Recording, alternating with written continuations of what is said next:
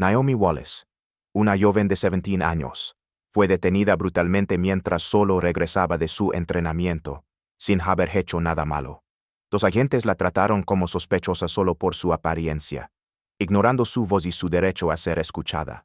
Pero había algo que no sabían. Su padre no era un ciudadano cualquiera, sino el director del FBI, y solo escuchen cómo este giro inesperado cambiólo todo, y por qué esta historia terminó con justicia y una verdad que nadie pudo silenciar. La tarde era pesada y húmeda en el barrio del sur del Bronx. Las calles vibraban con el eco de música lejana, el sonido de motores y el ir y venir de la vida cotidiana. Entre todo esto, una figura solitaria avanzaba por la acera con paso decidido. Naomi Wallace, de 17 años, regresaba de su entrenamiento de atletismo. Llevaba su mochila deportiva colgada de un hombro y unos auriculares blancos que la aislaban del ruido urbano. Su rostro, cubierto por gotas de sudor, mostraba el cansancio habitual de alguien que había dado su máximo en la pista. Lo que sucedió después ocurrió en cuestión de segundos. Un patrullero que giraba por la calle se detuvo lentamente. Dos oficiales, el sargento Brandt y el oficial Mercer, intercambiaron una mirada breve antes de descender del vehículo. Según su reporte posterior, habían visto una actitud sospechosa en la joven por la forma en que había mirado hacia atrás al cruzar la calle. Le gritaron algo, pero Naomi no escuchó. La música seguía en sus oídos, el mundo seguía siendo solo suyo. Cuando se dio cuenta de que alguien se acercaba rápido por detrás, apenas tuvo tiempo de quitarse un auricular. En ese instante sintió una mano firme tomarla del brazo. Su primera reacción fue el sobresalto. Giró instintivamente, con el corazón acelerado. ¿Qué pasa?, preguntó, confundida. Pero no hubo diálogo. Le pidieron con tono severo que se quedara quieta. Naomi intentó explicar que no entendía qué estaba ocurriendo, que solo iba a casa. La situación escaló sin sentido. Varias personas en la calle se detuvieron. Alguien comenzó a grabar con su teléfono. La escena provocó un silencio incómodo, el tipo de pausa en la que todos saben que están presenciando algo que no debería estar pasando. La joven fue colocada contra el capó del coche patrulla. Su voz temblorosa pedía explicaciones que nadie ofrecía. Mientras la esposaban, miró a su alrededor, buscando un rostro conocido, un signo de ayuda. Pero el tráfico seguía su curso. La gente observaba sin intervenir. El momento era un eco doloroso de otras historias. Otras imágenes que muchos ya habían visto demasiadas veces en redes sociales. Cuando la puerta del vehículo se cerró y Naomi quedó sola en el asiento trasero, con la mirada fija en el vidrio sucio frente a ella, algo dentro de su pecho cambió. Ya no lloraba, ya no preguntaba, solo respiraba hondo, mientras pensaba en una sola cosa: su padre. Con el permiso de uno de los oficiales, a quien le bastó ver su edad en el documento para autorizar una llamada, Naomi marcó un número memorizado desde los 9 años. Espero 2 tonos.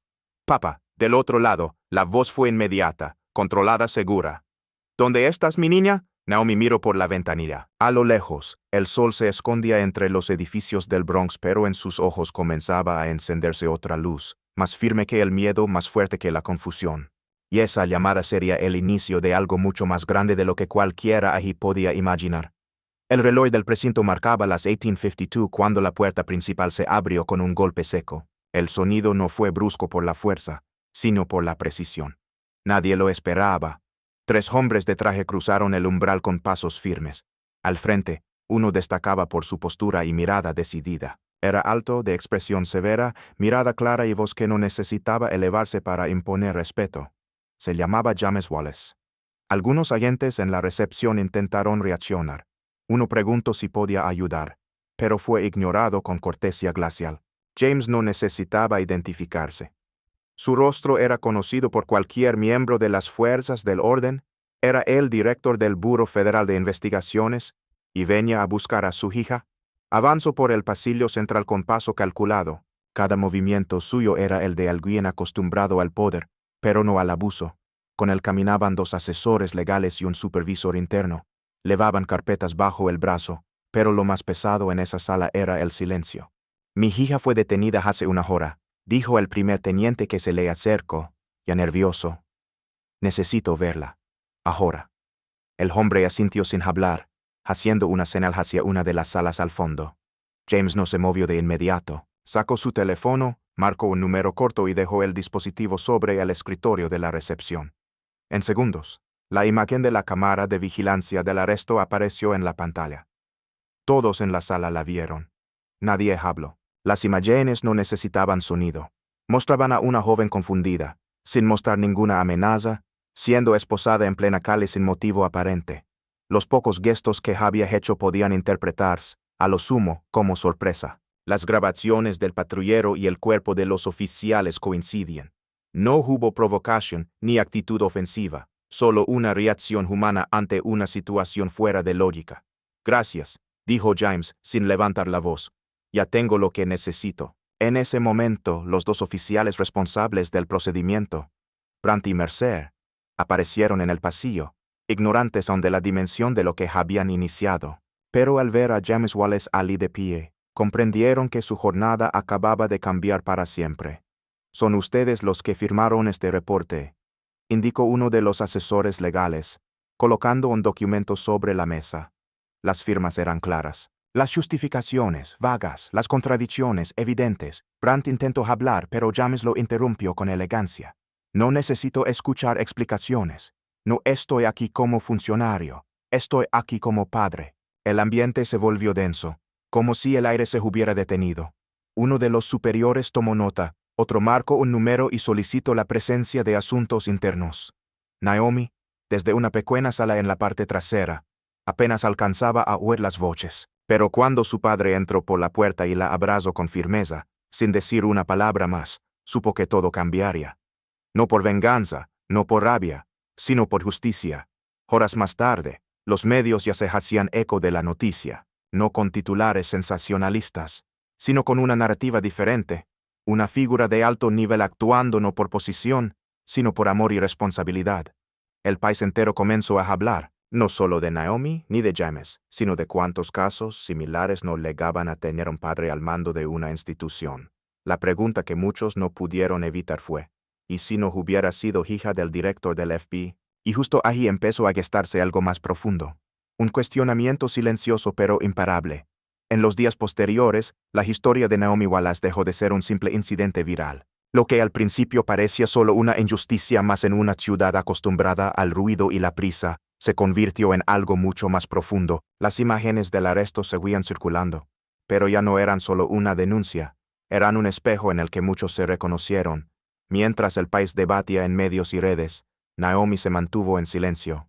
No era miedo, era reflexión. No quería que su voz se confundiera entre tantas opiniones. Sabía que si hablaba, debía hacerlo con propósito. Ese momento llegó unas semanas después, en una conferencia organizada por estudiantes en una universidad pública de Nueva York. Subió al escenario sin maquillaje, con una camisa blanca sencilla y el mismo aplomo que había heredado de su padre. El auditorio estaba lleno. No por curiosidad sino por respeto.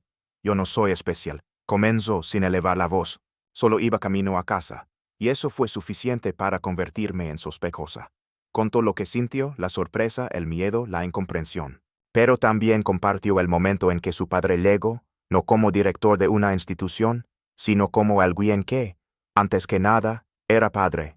El mensaje fue claro. La justicia no debería depender del cargo de quien te cuida. Su testimonio conmovió a muchos, no por dramatismo sino por su honestidad. A partir de ese día, surgió Voces Firmes, una iniciativa que Naomi ayudó a fundar junto a profesores, jóvenes abogados y activistas. Realizaban talleres en escuelas y comunidades, enseñando sobre derechos, empatía y comunicación. Los oficiales involucrados en su caso fueron suspendidos de forma oficial, y aunque la acción fue importante, Naomi no la mencionó nunca como una victoria personal. Para ella, la victoria estaba en cada joven que, tras escuchar su historia, decidía aprender, cuestionar y participar.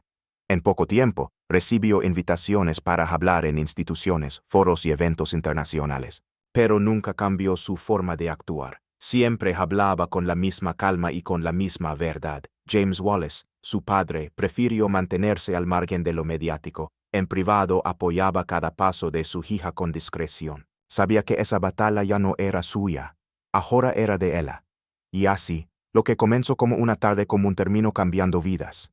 Naomi no buscó atención, pero al alzar su voz, permitió que otros también lo hicieran. Porque el verdadero cambio no siempre empieza en un despacho ni en una protesta, sino cuando alguien, con valor sereno, dice, esto no está bien, y no voy a calar.